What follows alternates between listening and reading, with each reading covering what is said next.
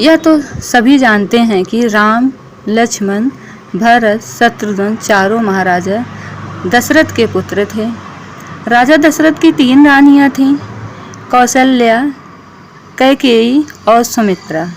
भरत कैकेयी के पुत्र थे। कैकेयी के कहने पर रामचंद्र वन भेजे गए। रामचंद्र के वन जाने से पश्चात राजा दशरथ की मृत्यु हो गई। उस समय भरत बुलाए गए।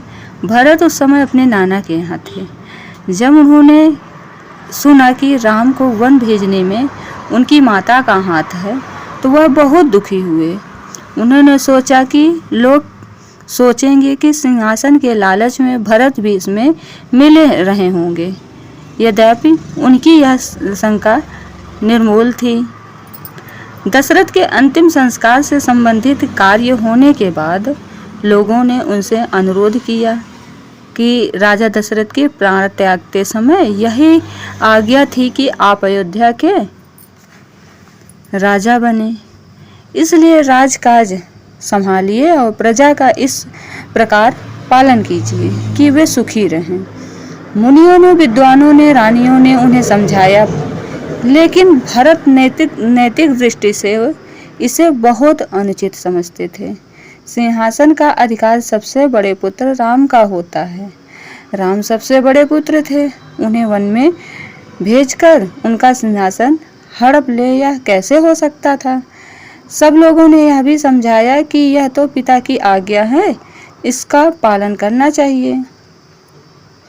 ऐसी अवस्था में सिंहासन पर बैठना अन्याय नहीं समझना चाहिए, किंतु भरत ने उन लोगों की बातें नहीं मानी।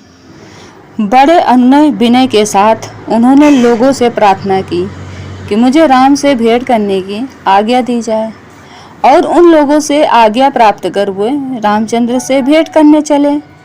वन को गए।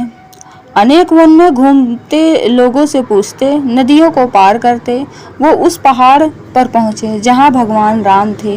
राम को जब यह समाचार मिला तब सब कुछ छोड़कर वो सामने पहुँचे।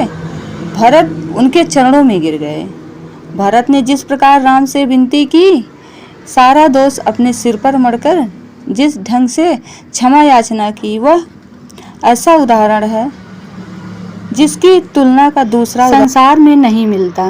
राम ने कहा, पिताजी की आज्ञा से तुम राज्य पर शासन करो। भरत ने राज्य को स्वीकार नहीं किया और कहा, आपका राज्य है, नियम के विधान से आपको मिलना चाहिए, मेरा कोई अधिकार नहीं है। तुलसीदास ने रामचरितमानस में इसका बहुत मार्मिक वर्णन किया है। भरत के अनुनय विनय के साथ लोगों ने भी रामचंद्र को बहुत समझाया, किंतु वह अपनी बात पर अटल रहे। अंत में जब राम किसी प्रकार नहीं माने तो भरत ने यह आज्ञा मांगी कि उनकी खड़ाहूँ सिंहासन पर रखकर राज्य के दायित्व को निर्वहन करूँगा। राज्य आपका ही रहेगा, मैं आपका प्रतिनिधि रहूँगा। भरत अयोध्या लौट आए। वहाँ उन्होंने सिंहासन पर राम की खड़ाहू रखी और अपना रहन सहन तेजस्वी के साथ रखकर 14 वर्ष तक राजकाज संभाला। इतने दिनों तक उन्होंने बड़े विवेक, न्याय और धर्म से राज्य किया, क्योंकि राम को अपने माँ का जो उनको आज्ञा मिला था वन का, उनको 12 वर्ष वहाँ निभाना था। तो दोस्तों, हम आपसे 2 क्वेश्चन करेंगे। अगर आपने पूरी वीडियो देखी है तो आपको ज़रूर ये आंसर पता होगा, तो ये आंसर आप कमेंट बॉक्स में मुझे ज़रूर बताइएगा। भरत ने अयोध्या के राज्य को क्यों ठुकरा दिया? भरत ने अयोध्या के राज्य को क्यों ठुकरा दिया? भरत कौन थे? पिता की मृत्यु के समय वे कहाँ थे? ये 2 क्वेश्चन का आंसर आप हमें कमेंट बॉक्स में बताइएगा। मिलते हैं आप लोगों से एक नई वीडियो में। आपको ये कहानी से क्या प्रेरणा मिली, कैसी लगी आपको मेरी ये कहानी, ज़रूर बताइएगा। मिलते हैं आपसे एक नई वीडियो में एक नई कहानी या कोई जानकारी वाली वीडियो के साथ।